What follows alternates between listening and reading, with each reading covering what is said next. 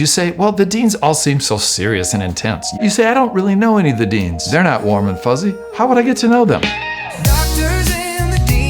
How to develop and grow excellent relationships with your deans. I'm Dr. Chad Brands with Mentoring Docs. Thanks for joining. There doesn't seem to be a lot of any coverage on this important topic.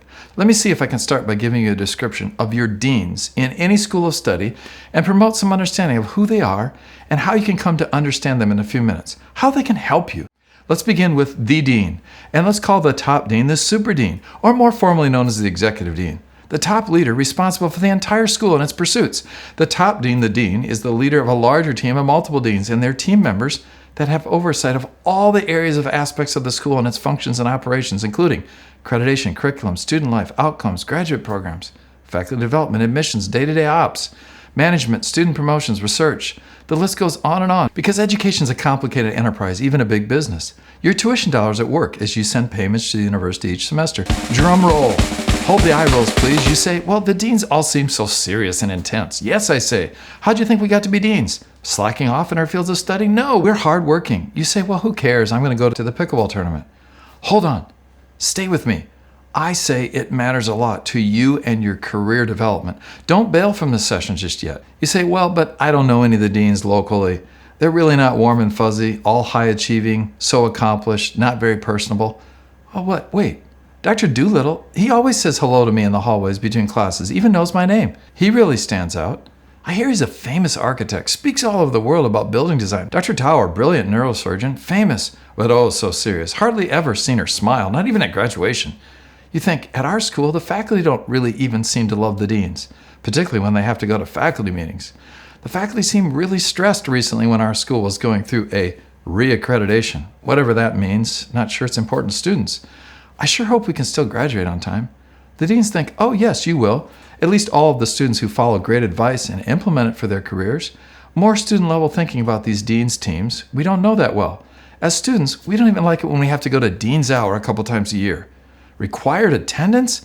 What's that all about? Too many topics, just send out an email. Are the deans really our school's leaders? I'm not sure. You thought, well, that's elected student government representatives. Each year we vote for class reps and the democracy of student government in those elections. They really lead our school forward. To finish our landscape surveillance, the deans seem so busy, super busy. Some of the most productive people and professionals on the planet. They get things done. They do teaching and research. They have all kinds of meetings. They show up at our events. They present at national meetings. They bring us along. They monitor our social media feeds. They advocate for travel funds for us to go to important trips and places, to these great meetings and share information, including our research.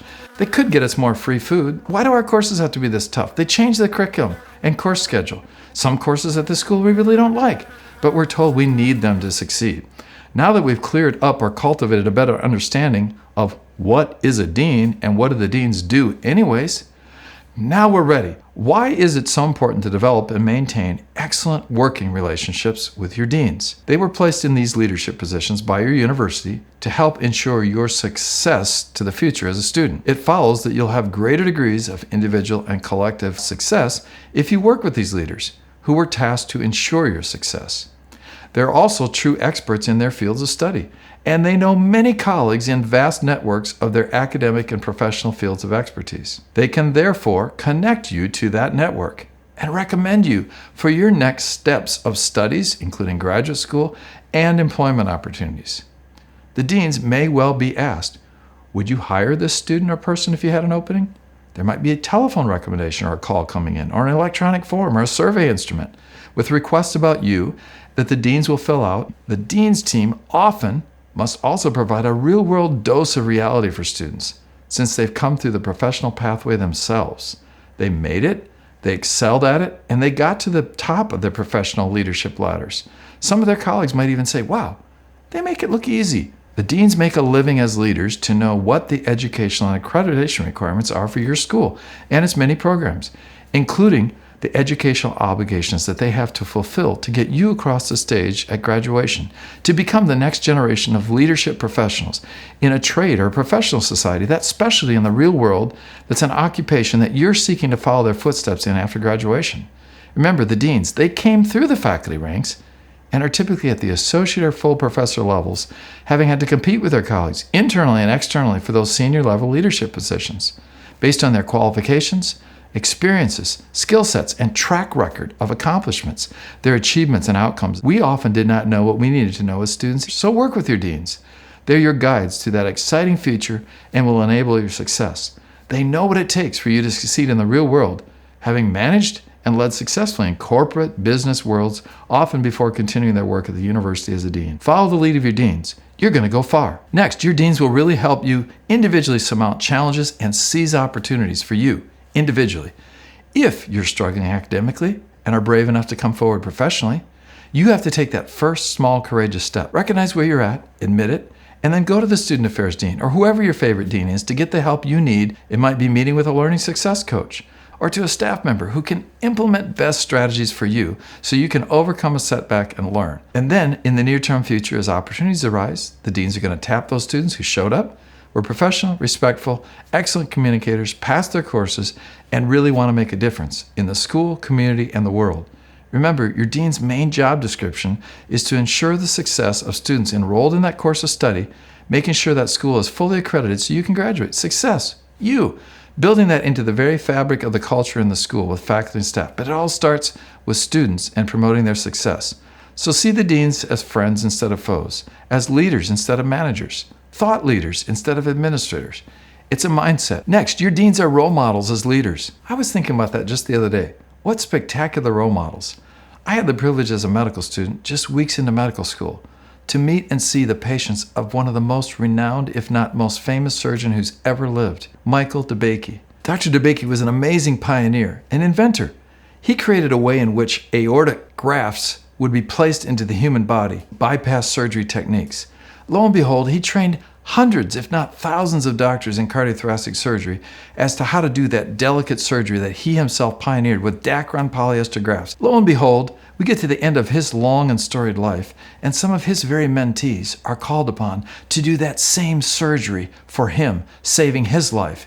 And in the public record, there's a view of him leaving the medical center, having been rescued and saved by surgeons that he trained who performed the operation on him. Wow, that's a story. That's a legacy. That's the talent pipeline. He was a living, breathing role model as a doctor. Came and lectured to us in surgery on Saturday morning, 6 a.m. Be there ahead of time. Houston, Blue Surgery Team, Ben Taub Hospital, Methodist Hospital, Texas Medical Center. Shared with his endearing Louisiana accent how he went down to the local fabric shop and sewed some Dacron polyester fabric into animals. Taking an idea and pioneering aortic graft surgery with cardiac bypass. Legendary! On the edge of our classroom seats. What respect we had for him, and what a gift of inspiring lifelong learning and leading he gave us. Wow! He expected excellence, and yet he entrusted us as first-year medical students examining his own very referred patients from around the world. He built a healthcare system, an innovative pioneer. Patients helped and healed from all over the world. Scholar, leader, visionary, statesman, Congressional Medal of Honor recipient. His enduring legacy was that talent pipeline, as it turns out, because he put great professionals and doctors into that pipeline even years after his death. Student advocate, pioneering educator with a health professions high school pipeline set up in that wonderful city. Next up, he was president, chancellor.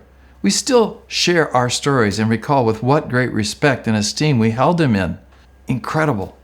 From the top, he led from the front and changed the course of careers, our careers as physicians, because he showed up and showed us how to become physician leaders. What a gift. That's a true and lasting legacy. Many of us as graduates have done our best to follow in his footsteps, to achieve excellence in patient care, education, scholarship, dedicated to leadership. Leaders change the world and they innovate. As physicians, they bring new cures to patients and save lives at the bedside while advancing fields of medicine and surgery, while mentoring others and sharing that collaborative work with their patients, teams, and their colleagues worldwide. Dr. DeBakey was often too busy to meet with us individually, as the super dean, the executive dean. But wow, he assembled a super talented staff of deans that cared about us as students, classes, individuals, who had been handpicked by him, and they were also great deans, so good at what they did as leaders. They pushed us to be our very best as students and beyond. It worked. The graduates and alums still attest to the outcomes in the pursuit of excellence and our medical lives, striving to leave our own legacies years later. Next, grow with the school and volunteer to serve with your dean's team. Serve. The deans grow teams and select talent to bring to game day, high-stakes game days. Are you ready to get onto the field when they call your name and number for Friday Night Lights? You first have to be doing the basics, showing up, being respectful, professional, communicating well. Do you know these coaches as your deans who are fostering your success? When an opportunity arises, if you've done well academically and professionally, you could be tapped as a leader to lead an immunization drive for the community, set up a student-led clinic, or run a mobile van with outreach and internal medicine services in the inner city, serve on a hospital-at-home committee, lead the student section of the curriculum overhaul at the med school prior to reaccreditation. Remember, be known, be available, live with gratitude for the opportunities you are being given as a student. Gratitude is an attitude, and it's never going to go out of style.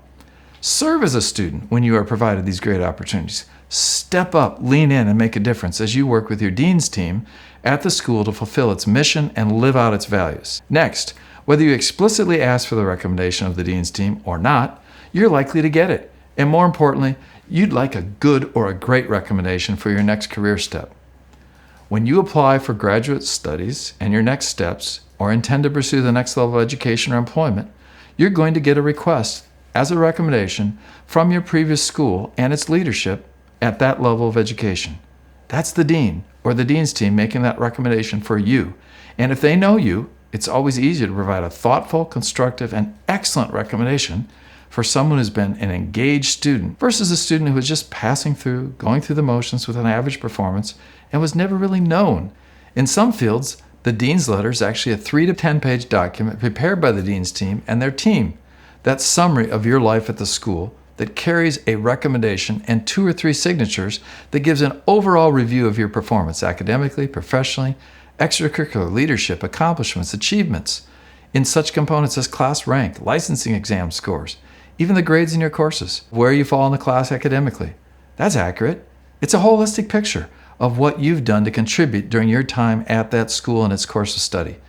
Would you like to have a glowing, great dean's letter recommendation for your next step and that career employment opportunity, or a lackluster one? It's up to you. You decide. It's your performance, academically and professionally, and they're going to be writing about you, recommending you highly or not. It's your career and it's on the line.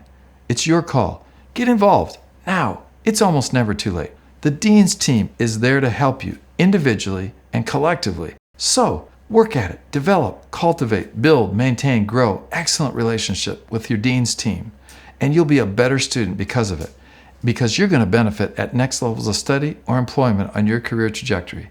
And who knows, some of you listening to this someday might be a dean on a dean's team yourself. Think of your dean's team as the dream team, because they can help you reach your individual professional dream. But the first step is yours. So you've got to take it. Make the first move. Connect, reach out, engage. I'd love to hear from you. Drop a note in the comment section down below about what you think deans could do even better to promote and drive next levels of individual student success. Until next time, stay well, study well, and develop even better working relationships as students with your deans. You're going to be so glad that you did.